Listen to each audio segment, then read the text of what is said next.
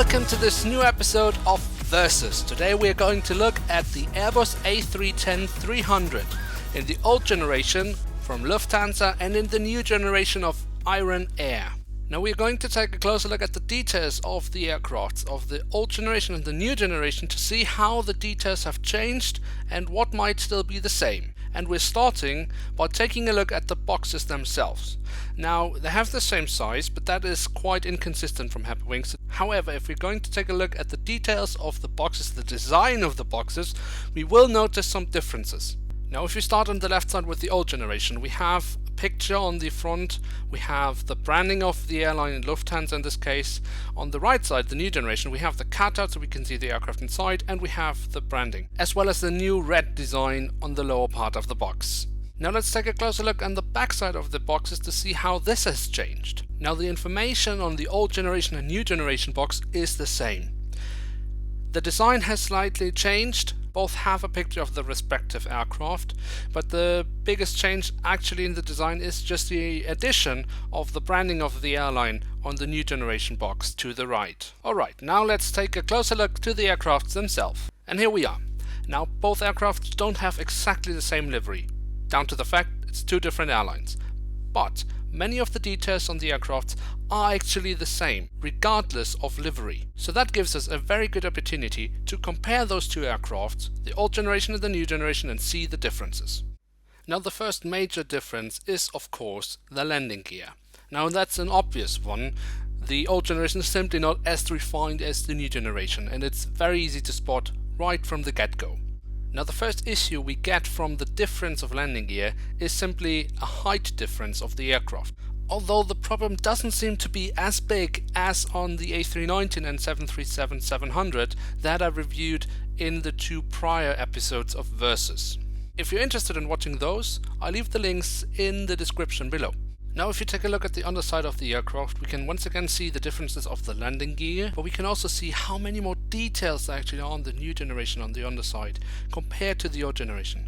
Basically on the old generation there are no details, it's just the fuselage with nothing on it.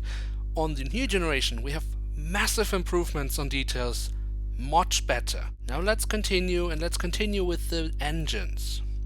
Now there are differences on the engines. However, I'm actually not quite sure if that is a difference because of different engine types or if there are just more detail on the new generation now. Now if you know if there are different engine types on those two aircraft, why not let me know in the comments below? I would be really interested in hearing more about that. Now let's take some closer looks at the painting of the two aircrafts, because also there are some slight changes in the details. Now if we start with the doors to the cargo compartment, here in the old generation and here on the new generation. Now that's basically the same. However, if you take a look at the doors, now here there's a slight change in detail on the new generation aircraft. Now on the cockpit windows, however, we have a really interesting feature. Now in the old generation we have the edges slightly more marked, but on the new generation we have the window wipers. Now when we take a look at the wings, now there are slight changes, but that's down to the livery and we're not really interested in that here. But the details are pretty much the same. There's really not much of a difference. Now where there however has been made an improvement, and not just by a little, is of course the horizontal stabilizer. Now that is a huge difference, and there's no doubt which looks better. And it's with no doubt the same when it comes to the wingtips. Now the old generation, that's just an undefined piece of metal on the end of the wing, where the new generation is a well-defined shape.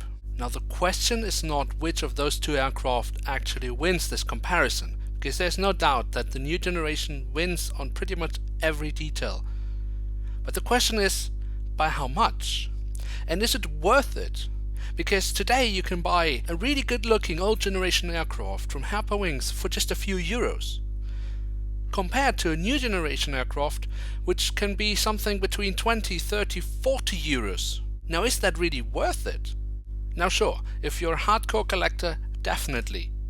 But if you're just in it for the fun of it, you might save a lot of money buying old generation aircrafts. Now that's it for this episode.